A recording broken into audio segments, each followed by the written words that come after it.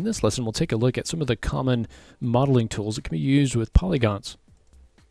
So we're just going to be starting with a blank scene. And so let's go ahead and bring in some primitive geometry to work with. So we'll go to the Create panel, and let's bring in a tube. Okay. Now we looked at drawing the tube out into the viewport. We can also create it using keyboard entry, which means we just input a radius. So input a particular number. In this case, I'll just put 1 in the inner, outer, and height, and go to Create.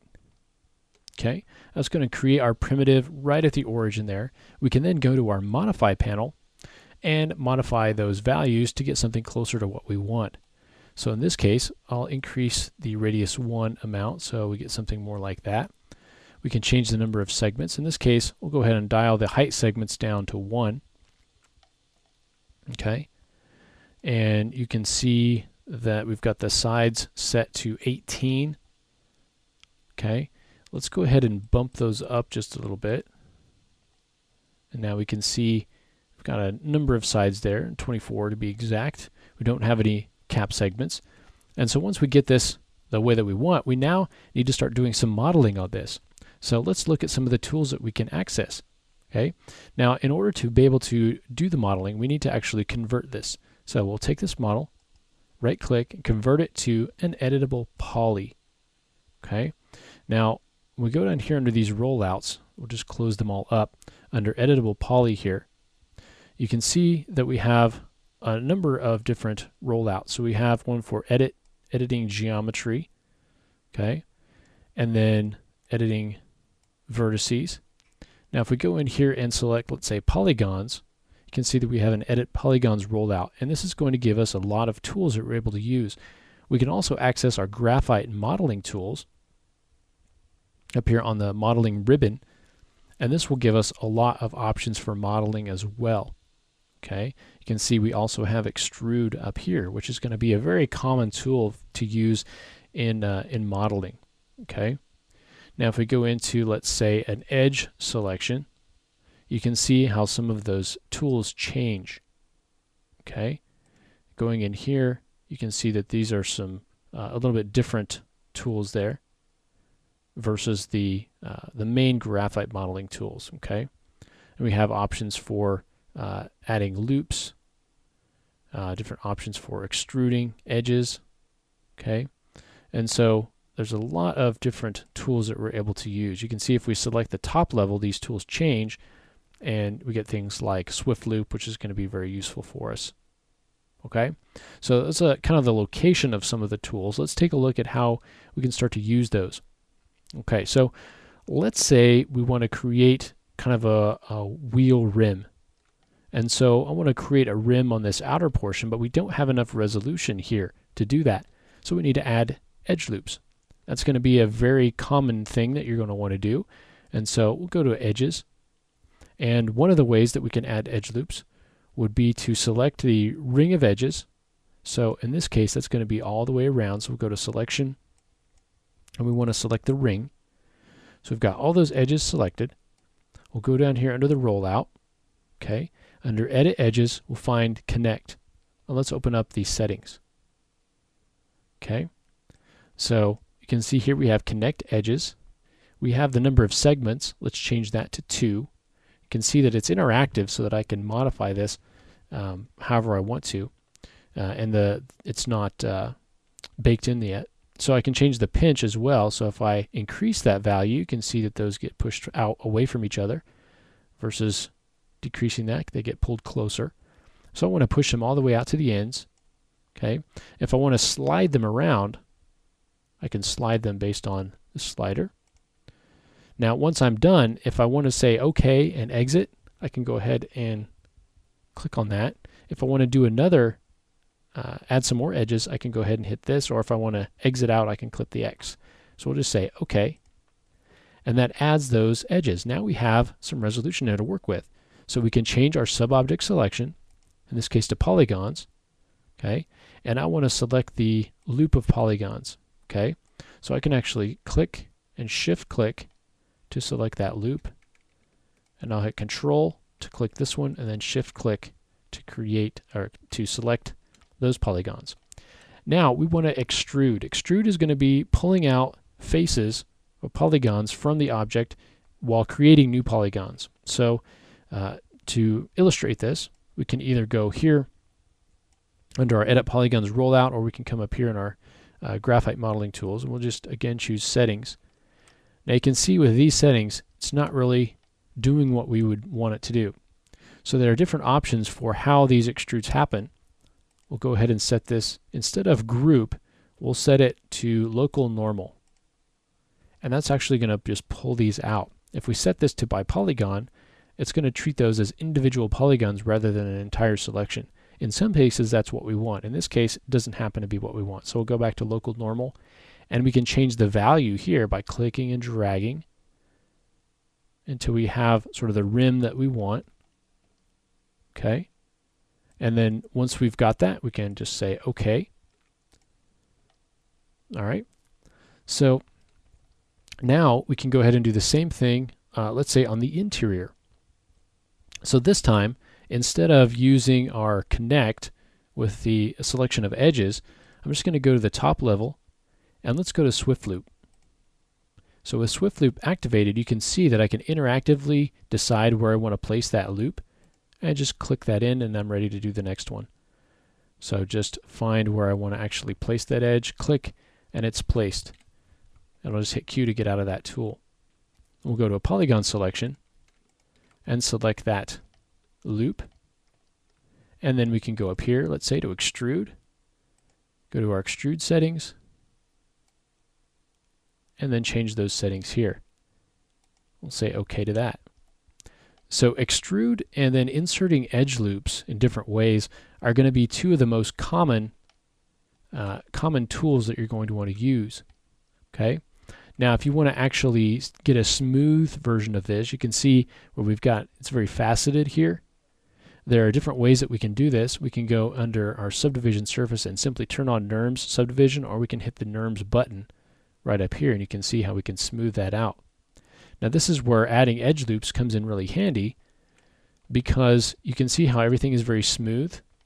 That's because these edges are far apart. So if we were to go ahead and just grab the Swift Loop and start to drop edges in, you can see how that automatically tightens up those smooth areas. Okay. So you can see how that's tightened that up. Okay, coming up here, you can see how this is really smooth. We can really tighten that up by just adding edge loops. Okay, because that's taking the smoothing between those edges, and the closer the edges are, the tighter that's going to be. Okay, we can go ahead and select that, turn off our NURMS, and you can see where those edges have been added. Okay, let's go ahead and create something else. So I'm going to select this object. We'll keep it in our scene. We can create a layer, or we'll just go ahead and hide it. So we'll say hide selection. And let's create a bolt. So I'm going to go ahead and create a cylinder primitive, because I think that matches the bolt shape as well as anything does. And I'll go ahead and drop that in. We'll go into our modify panel. Let's go ahead and increase the height a little bit to get kind of the shaft of the bolt shape there. And I want to increase the number of sides. So I'm going to go ahead and set the number of sides to, let's say, 24. And let's go ahead and increase the height segments as well. So I want to get quite a few height segments in there, maybe 14 or so. Okay. So now I want to create the thread. So I need to modify the subobject. So I'm going to convert this, right click, convert to editable poly, so that we can access the polygons. So go ahead and select polygons. Now I want to select basically the rows going up and down. So I'm going to select and then shift click. Control click, shift click. Okay, control will let me select the next loop. Shift click will let me select that entire loop. If I hit shift over here, it's going to select that entire loop going that way. So I'm going to control click and then shift click. Okay, and we'll do the same thing all the way around to create that selection.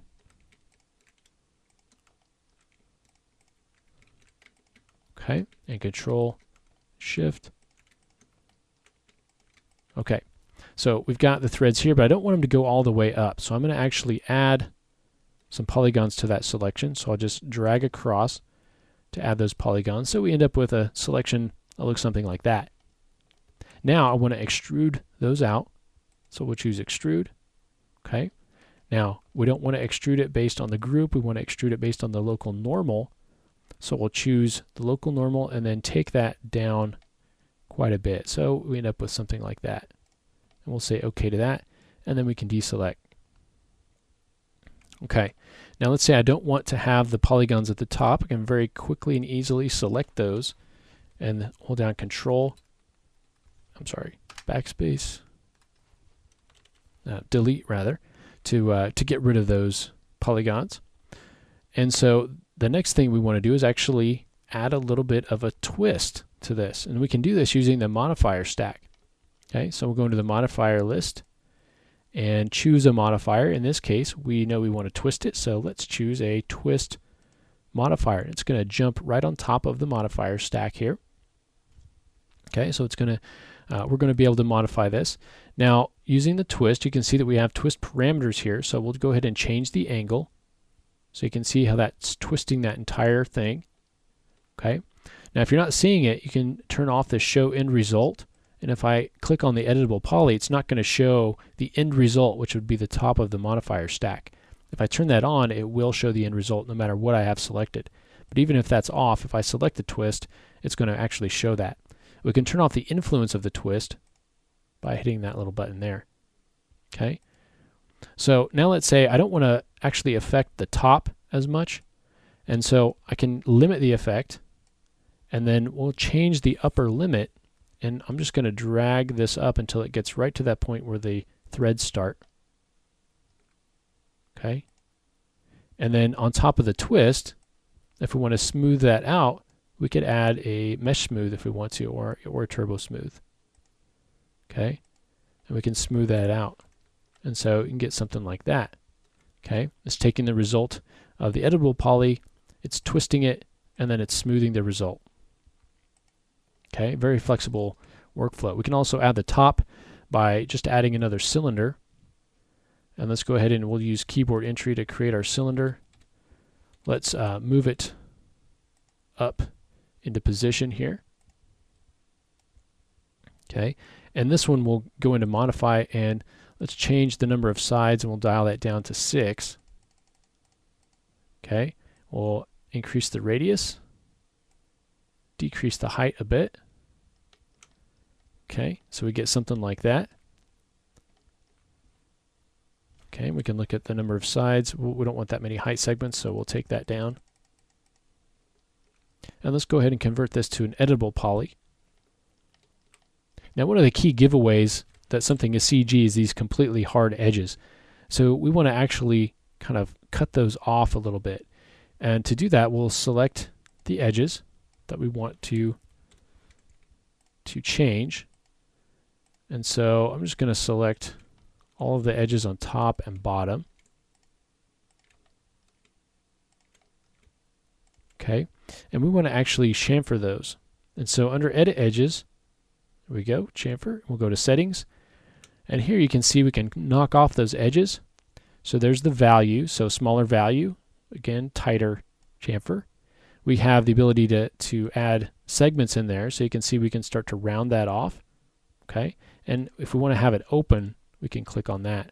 So if we want to have a straight kind of bevel there, chamfer, we can just use one. Otherwise, we can use a couple and create more of a circular line there. We'll say OK to that. Click off. And there you can see that we have a little bit more of a softer edge on there. Okay, so those are some of the common tools that you can use to build models. If you want to know more about modeling in 3ds Max, we do have an introduction to modeling in 3ds Max where you can go through that entire process of learning all of those tools and how those work. But for now, we just want to kind of get a good idea of where some of those tools are located and what some of the common tools are. Okay, so the next thing that we want to look at is how to actually create using NURBS. So we'll take a look at that in the next lesson.